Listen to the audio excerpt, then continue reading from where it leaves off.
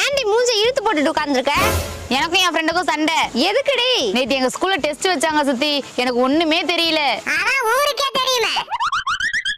நான் எதுவுமே எழுதாம வெறும் பேப்பரை கொடுத்துட்டு வந்துட்டேன். என்ன பார்த்துட்டு என் ஃப்ரெண்டும் வெறும் பேப்பரை கொடுத்துட்டு வந்துட்டா. அதான் சித்தி சண்டை. இதுக்கு ஏன்டி சண்டை போட்ட? லூசா சித்தி நீ? 2 பேரும் வெறும் பேப்பரை கொடுத்தா காப்பி அடிச்சோம் டீச்சர் நினைச்சுக்க மாட்டாங்க.